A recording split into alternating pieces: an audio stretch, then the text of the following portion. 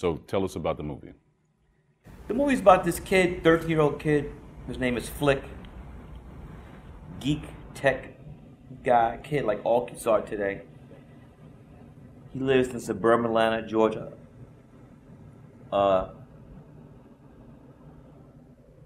Middle class background. Mm-hmm. He raised by his mom. She's a single mom, and she's sending his ass to the hood, to the Red Hood Projects, to spend the summer with his grandfather, who he's never met, who also happens to be a Baptist preacher. And who's played by Clark Peters. The great Clark Peters. The great Clark Peters, who we know from HBO's The Wire, and Treme. Detective. Lester Freeman. He also plays a Mardi Gras Indian in Treme. Mm-hmm. Why did you have to have him in this role? Well, the role of the good Bishop Enoch Rouse is the foundation, the rock of the movie. And if I didn't have somebody of Clark's greatness, his humanity, his craft, it would. He plays this. The character he's playing is very difficult. So if you don't play him right, he just turns up into a complete monster, and that's not something I wanted to do.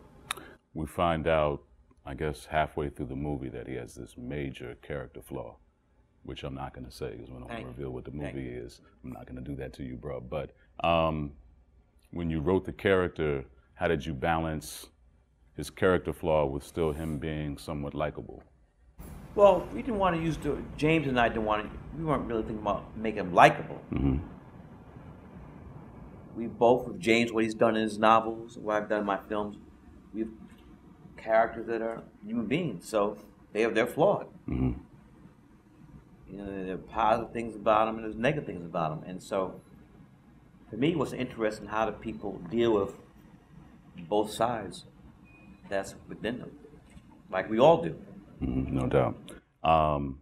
You got two stars in this movie, two young stars, Jules Brown and Tony Lysaith. That's her last name, right? Lysaith. Right. Talk to me about them for a second. How did you find them? Well, the two stars you're talking about, young stars. Jules Brown plays Flick the kid, and Tony Lysaith plays Chaz Morningstar.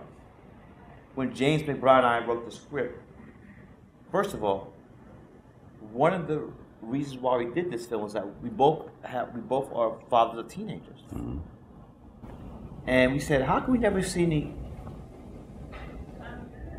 black teenagers like our kids in movies that are not manufactured? I wouldn't use the word manufactured, but it's not gang banging or just doing the crazy stuff. You know, with the exception of Will's kids, Will Smith. And so that was the foundation. And so once we wrote the script, James and I knew I could go to my old junior high school to find him, because there's a great, magnificent drama teacher there. His name is Mr. Edwin Robinson. So I just sat in the back of his class and watched the students perform. That's crazy. And also the third kid, Sincere Peters. So 3 kids in the film came out of that one class. From your junior high? My old junior high school. That's what's up. Which is in my neighborhood. It's like Fort Greene right there. That's what's up. We live in the age of the popular TV, the popular culture is reality TV. The way that you shot this flick, it feels like you're watching reality TV. That's the look and feel to it. Ooh. This is what I mean, though. Ooh, can we use another term? Not reality TV. Yes. Cinema verite. Cinema verite. Thank you. Cinema verite. Not reality Cinema TV. Verite, not reality TV. But putting the no reality TV. No, but it's shot in such a way where you're really taking a real look into the lives of all of these characters. Yes. Explain what the look is. How did you shoot it? What equipment did you use? Well, I always shoot 2 cameras, so actors don't have to worry about matching the continuity. They can overlap. It's quicker. It's better suited for improvisation.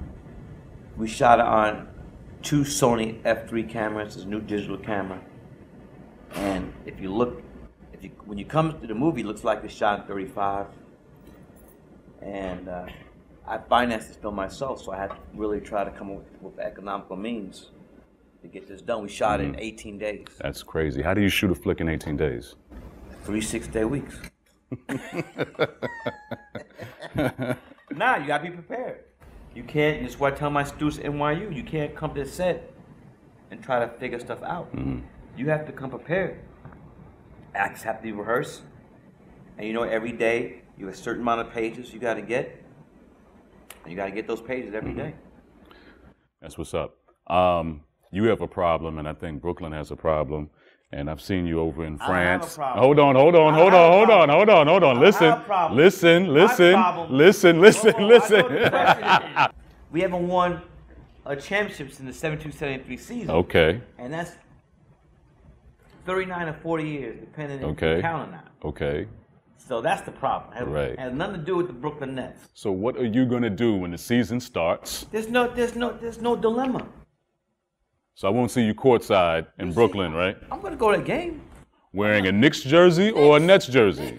Okay, I'm just checking.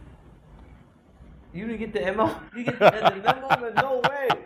Look, I'm not hating on the Brooklyn Nets. Can't do that, but I'm a Knicks fan. Okay, just wanted to check. All right, Red Hook Summer comes out. What's the release date? August 24th. D.C., Baltimore, Philly, Chicago, LA, and the rest of the great cities, United States of America, August 31st. All right, that's what it is, man. We're checking for it. Red Hook Summer. Make sure you go see it.